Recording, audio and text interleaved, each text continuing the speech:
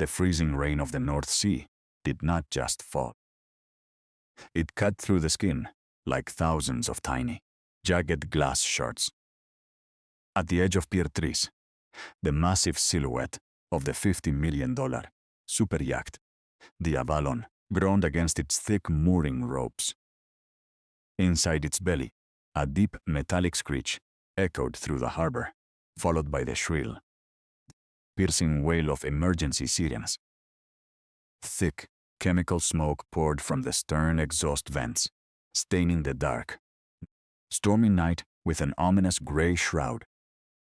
Christian, the chief engineer of European Marine Dynamics, stood on the metal gangway in his pristine white jacket, his face twisted in absolute fury. He did not look at the smoke, nor did he look at the damage. His eyes, cold and filled with desperate panic, were fixed on the group of local fishermen standing shivering on the wet concrete below. "You illiterate, backward peasants," Christian screamed, his voice cracking against the howling wind. "Your archaic, poorly maintained dock has ruined a $50 million masterpiece. That shallow reef you failed to dredge has cracked the outer titanium hull of our engine room. I will make sure my legal team strips every single one of you of your fishing licenses. By tomorrow morning, this pathetic harbor will be boarded up, and your families will be begging on the streets." The fishermen, their hands calloused and faces weathered by decades of salt and hardship, looked down in silence. They knew there was no reef at the harbor entrance. They knew their waters, every rock and shallow sandbar, better than they knew the lines on their own palms. But they also knew the weight of a multi-billion-dollar corporation's threat. They knew that against a man in a white jacket with a team of lawyers, their voices meant absolutely nothing. Standing just behind the edge of the crowd, shrouded in the shadows of an old, rusted crane, stood Gabriel. His heavy wool coat was stained with grease and coal dust. In his arms, he held 5-year-old Mia, her face buried deep into his shoulder.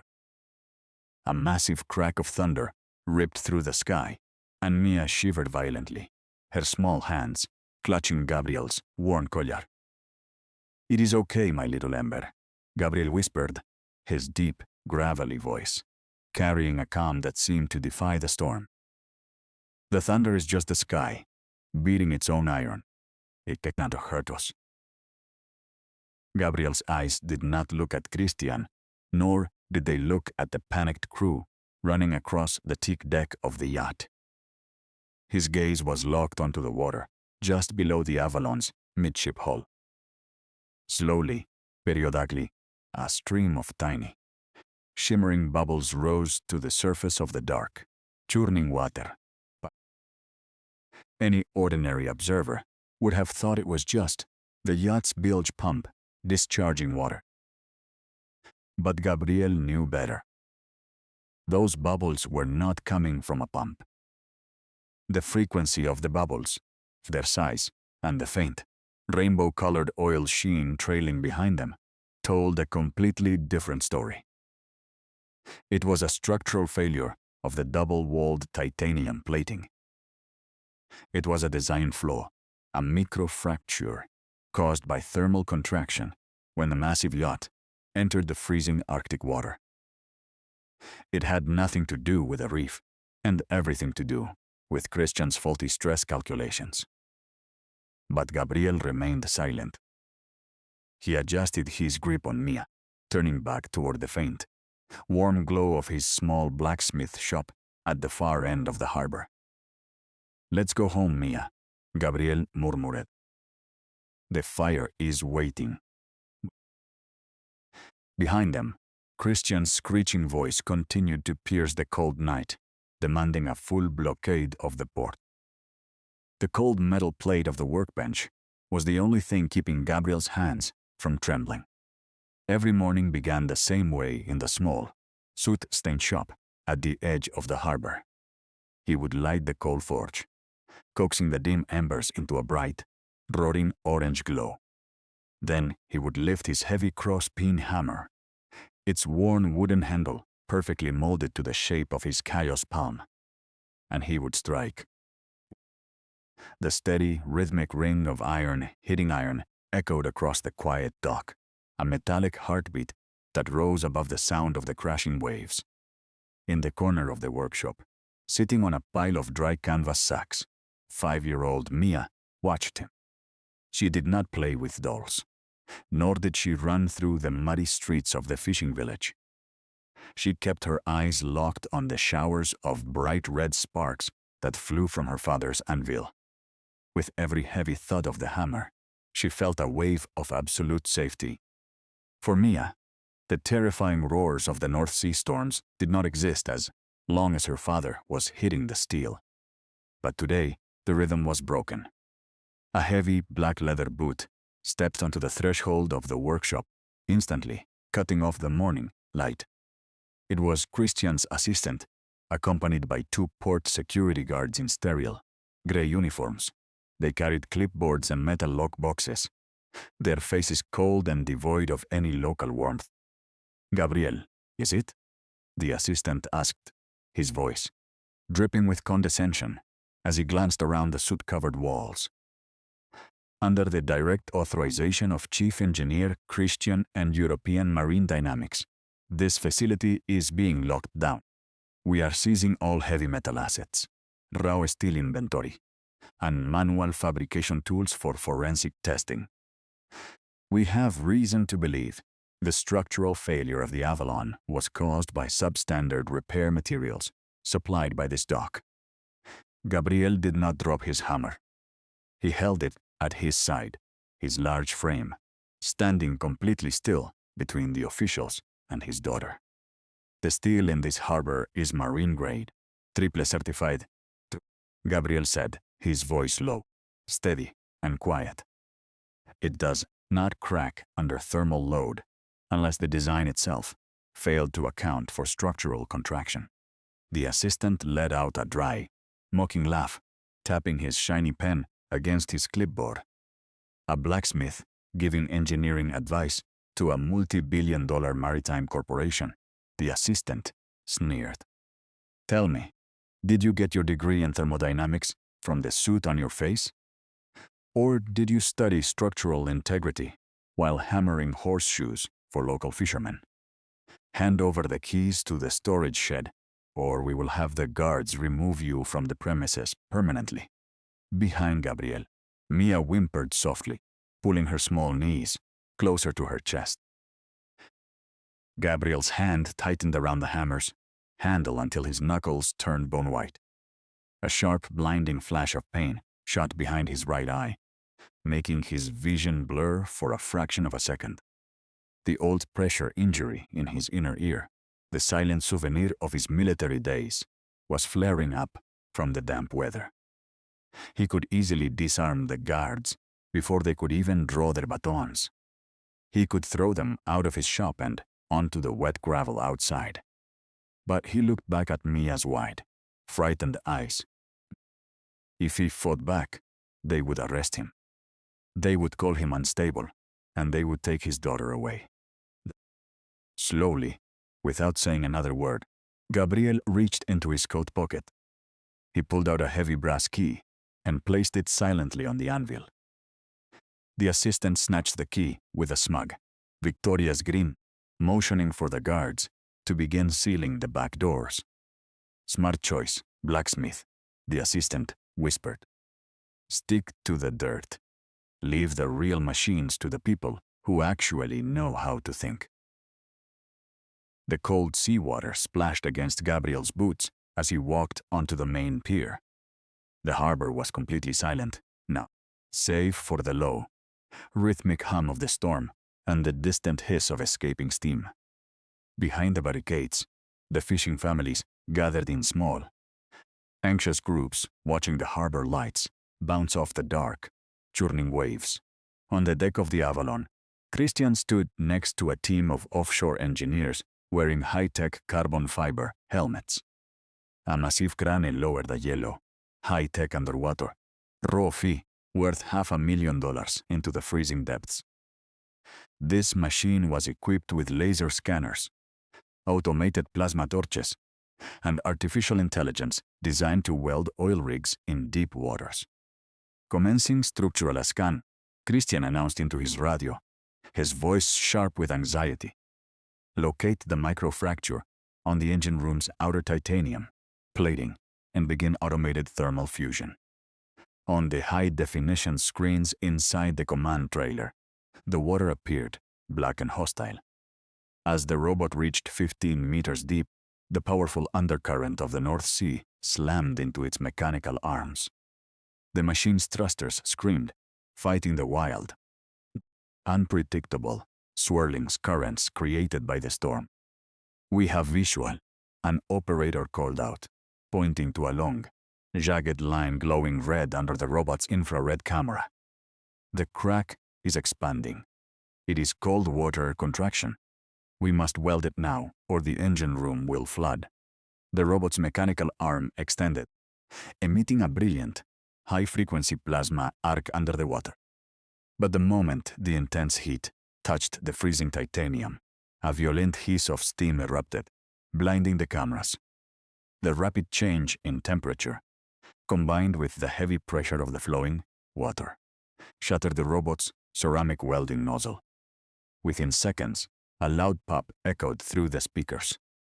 The $500,000 machine went completely dark, its circuits fried by the rushing seawater. "System failure," the operator yelled, pulling off his headset. "The current is too fast. The thermal shocks too extreme. No automated system can hold an arc stable in these conditions." Christian's face went pale, his hands shaking as he stared at the countdown timer on his tablet. Only 6 hours remained before the billionaire Diplomadot's representatives arrived to take delivery of the yacht. If the vessel was not certified, the multi-million-dollar penalty clause would bankrupt Christian's department and destroy his career. "This is impossible," Christian screamed, kicking a metal tool case. "The metal of this dock is cursed. It is absorbing all the heat. It is their fault." Gabriel walked slowly toward the edge of the wet concrete, holding a small piece of discarded titanium scrap he had picked up from the debris. His thumb gently ran over the jagged edge where the robot had attempted to weld. He did not look at the screens, but his fingers felt the story of the metal. The cut was offset by exactly 3 degrees. Because the automated system relied on pre-programmed coordinates, it failed to realize that the pressure of the seawater had slightly warped the hull's shape. The robot was trying to weld a straight line on a curved surface, causing the heat to concentrate on one side and shatter the bond. It was a basic physical reality that no computer model could ever predict. "It will not hold," Gabriel said quietly, his voice cutting through the panic of the engineering team. "Your machines are blind. They are looking at what should be there, not what is actually there." Christian spun around, his eyes red with desperation and rage. "You again?" Christian spat, stepping close to Gabriel. "The simple blacksmith who thinks he is an engineer. My robots are designed by the finest minds in Zurich. If my technology cannot weld that plate, then nothing on this earth can." Gabriel looked down at the scrap metal in his hand, then out at the dark, cold water where the bubbles continued to rise. He knew what had to be done, but he also knew the cost. Gabriel stood on the rain-slicked deck of the Avalon, his face cast in shadow as the cold wind whipped around him. He stared at the tiny titanium scrap in his hands, then looked down at the dark, bottomless water where the bubbles continued to rise. To weld titanium underwater at 15 meters was not just difficult. It was a death trap for someone in his condition. 10 years ago, during his final mission in the Special Operations Rescue Unit, a sudden decompression accident had shattered his right eardrum. The military doctors had been very clear. Any exposure to water pressure deeper than 10 meters would cause excruciating pain, permanent vertigo, and potentially a fatal stroke. He had retired to this quiet fishing village to escape the deep water, to heal, and to raise Mia in peace. But now, the very survival of this harbor was on the line. If Christian blocked the port, the local fishermen would lose their boats, their homes, and their livelihoods. These were the same people who had brought fresh fish to Gabriel's doorstep when he had no money to feed Mia. These were the people who had rebuilt his roof after the winter storm. Gabriel felt a small, warm hand slip into his rough palm. He looked down to see Mia standing beside him, holding his old, scratched diving mask that once belonged to her mother. She did not speak, but her big, clear eyes held no fear, only absolute trust in her father. "Papa," Mia whispered, her voice barely audible over the roaring wind. "You always tell me that when the iron is cold, we must bring the heat. Is the water very cold down there?" A quiet, powerful warmth spread through Gabriel's chest, washing away the cold rain and the fear. "Yes, my little Ember," Gabriel murmured, kneeling down to look into her eyes. "The water is very cold, but our fire is much stronger." Gabriel turned to look at Christian, his eyes hard as iron. "Get your men to prepare a cylinder of oxyhydrogen gas and a manual underwater torch," Gabriel commanded, his voice carrying an authority that made the security guards step back. "I am going down." Christian burst into a mocking, hysterical laugh, pointing a finger at Gabriel's worn wool coat. "You?" Christian sneered, looking around at his engineers. "You are going to dive into a 15-meter currents in a storm with manual gear? This is a $50 million yacht, not a rusted fishing trawler. If you touch that hull and make the crack worse, I will have you locked in a cell for the rest of your miserable life." Gabriel did not answer. He slowly took off his heavy wool coat and handed it to a trusted old fisherman standing nearby. "Keep Mia warm," Gabriel said softly to the old man. "And do not let her watch the water." Gabriel walked toward the equipment locker, his steps deliberate and heavy. He knew the risks. He knew the pain that was waiting for him under the dark waves. But as he took the manual welding torch, his hand did not shake. The fire was lit. The cold sea water of the North Sea did not feel like water. At 15 meters deep, it felt like an immense, crushing wall of solid ice. The darkness under the hull of the Avalon was absolute, broken only by the dim, flickering beam of Gabriel's headlamp. Every second, the freezing pressure slammed against his skull, sending sharp, agonizing needles of pain deep into his damaged inner ear. It felt as if a rusted iron nail was being slowly driven through his right temple. His vision blurred, and the heavy, metallic taste of copper filled his mouth. But his hands did not shake. With his left hand, he gripped a heavy magnetic clamp, anchoring his body to the massive, titanium hull of the yacht. With his right hand, he raised the manual oxyhydrogen torch.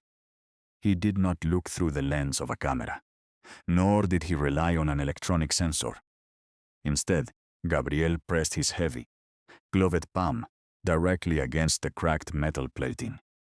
Through the thick rubber of his glove, he felt the deep, low-frequency vibration of the water pushing against the metal. He felt the exact point where the cold seawater was meeting the internal heat of the engine room. This was a feeling no computer could ever calculate. This was the ancient, instinctual logic of an elite naval salvager. He squeezed the trigger. A brilliant, blinding blue-white flame erupted under the dark water, casting long, eerie shadows across the massive steel underbelly of the ship. In the dry, high-tech command trailer on the dock, the engineering screens suddenly flickered to life. Christian and his team of elite technicians stared at the monitors, their mouths agape.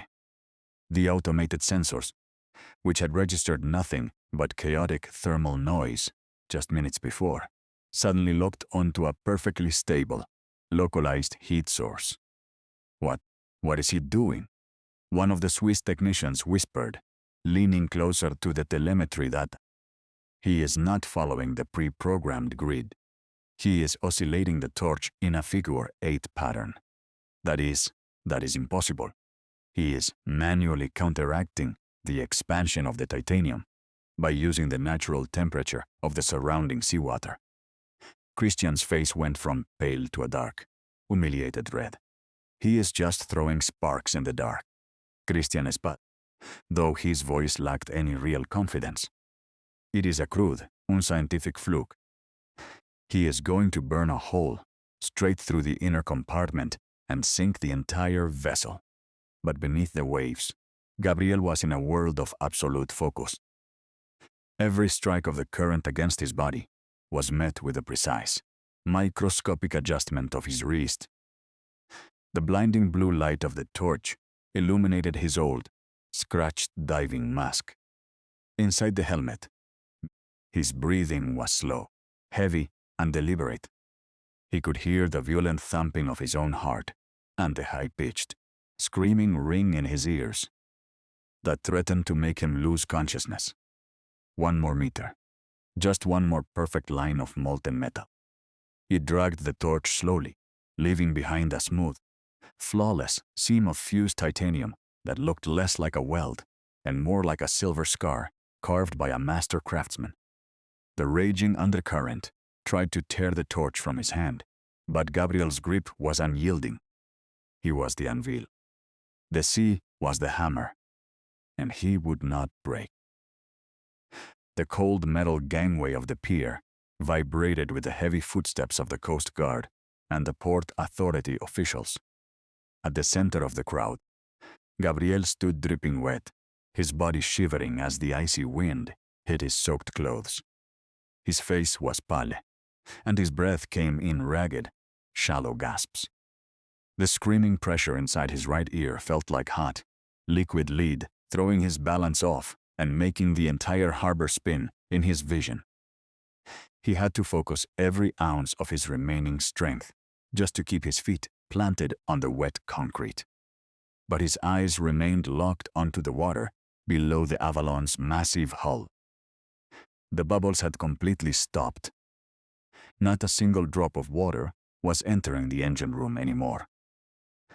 Christian, clutching his tablet and pushing his way through the crowd of shocked technicians, looked at the digital hull pressure gauges. Every single indicator was glowing green. The internal pressure of the engine room had stabilized perfectly at zero loss. This is a statistical anomaly, Christian stammered, his voice losing its arrogance, replaced by a desperate, cracking panic.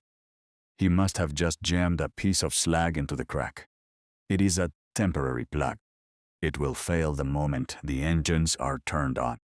Guards, arrest this man for trespassing on a corporate vessel. He has compromised the structural integrity of our flagship. Silence, a booming, authoritative voice cut through the stormy air.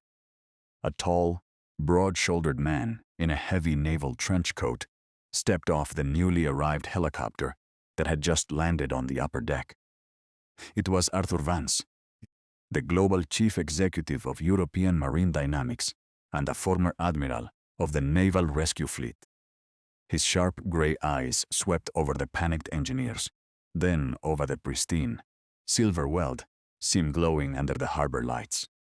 He walked slowly toward the technical table, where Gabriel's manual welding gear had been placed by the fishermen. Vance's hand stopped. He reached down and picked up the heavy, rusted blacksmith's hammer that Gabriel had used to anchor his magnetic clamp. On the steel head of the hammer, worn smooth by decades of hard labor, was a deeply engraved emblem. It was a stylized anchor wrapped in a double strand of wire, with the bold number 9 stamped right in the center.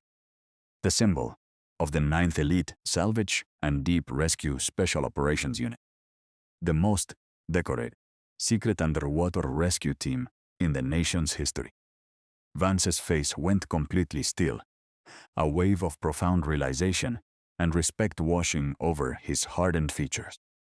10 years ago, a submarine carrying 62 crew members had been trapped at a depth of 90 meters in the Arctic. The automated systems had failed. The robotic rescue vehicles had been crushed by the immense pressure and freezing currents. But one man, the legendary commander of the 9th Unit, had ignored the safety limits.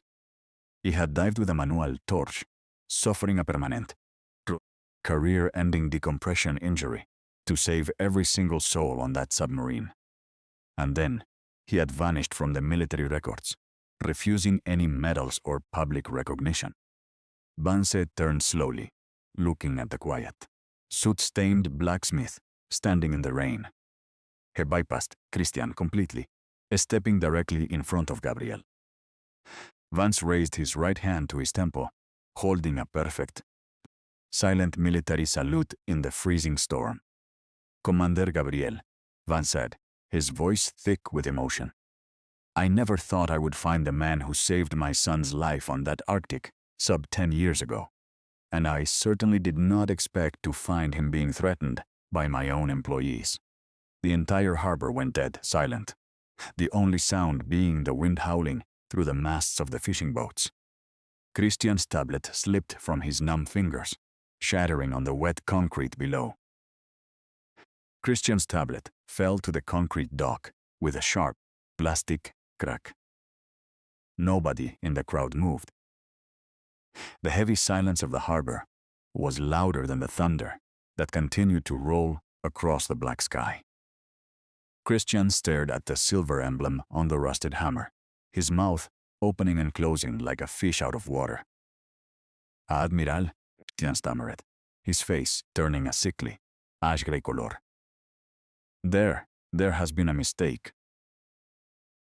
This man is just a local blacksmith. He has no qualifications. He is not certified by the company. He was trying to sabotage our vessel." Vance did not even look at Christian. He slowly walked past him, his eyes never leaving Gabriel's tired, oil-stained face. "A mistake," Vance said, his voice cold, heavy, and quiet. "The only mistake here was hiring a man who relies on computer screens to tell him how to feel the metal. Your automated systems failed, Christian. Your Zurich engineers ran away when the water got cold. And instead of taking responsibility for your faulty design, you tried to destroy the lives of this entire harbor to cover your own tracks." Vance turned back to his security team. "Christian is terminated, effective immediately. Lodge a formal complaint with the Maritime Board. Revoke his license. And make sure he never steps foot on a shipyard again." 2 security guards stepped forward, grabbing Christian by the arms and dragging him off the dock. Christian did not scream this time. He only stared at the ground, his career destroyed in a single, cold night.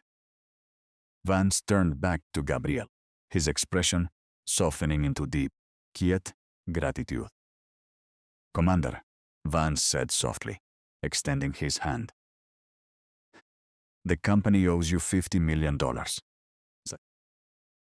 But I owe you my son's life. I want to offer you the position of Global Chief of Maritime Salvage. A salary you can write yourself. A modern facility in Geneva. A future where your daughter will never have to worry about a leaking roof again." The fishermen in the crowd held their breath, looking at Gabriel. It was an offer that would change his life forever. But Gabriel did not look at the luxury yacht. He did not look at the helicopter waiting on the deck. He looked down at Mia, who was clutching his old, scratched diving mask, her small face completely calm now. Then he looked at the weathered faces of the fishermen who had stood by his side when the storm was at its worst. "Thank you, Admiral," Gabriel said, his voice deep, slow, and carrying the warmth of his workshop forge. "But the mountain air of Geneva is too dry for my lungs. And my daughter, she likes the sound of the ocean. I am a blacksmith. My place is here, where the iron needs the fire." Vance stared at Gabriel for a long moment. Then a slow, respectful smile spread across his face. "You understand?" Vance nodded. "But I will not let the best hands in the Navy go to waste. Starting tomorrow, European Marine Dynamics is signing a lifetime maintenance contract with this harbor. Your workshop will be the official naval salvage hub for the northern region. We will fund a modern mechanical academy right here, and you will be the director. And the fishing fleet of this port will never pay a single dime for maintenance again." A massive cheer erupted from the fishing families, their voices drowning out the sound of the wind and the waves. The harbor was saved. Their lives were saved. Late that night, the storm finally began to clear, leaving behind a sky filled with cold, brilliant stars. Inside the small workshop, the coals of the forge glowed with a warm, gentle amber light. Gabriel sat on the wooden bench, his hands resting on his knees as the sharp pain in his ear slowly faded. Mia curled up on the dry canvas sacks next to him, her eyes heavy with sleep. The steady, quiet drip of rainwater falling from the eaves outside was the only sound left in the night. Gabriel reached down, gently pulling his worn wool coat over her small shoulders. "Sleep, my little Ember," Gabriel whispered. "The fire is safe, and the storm has passed."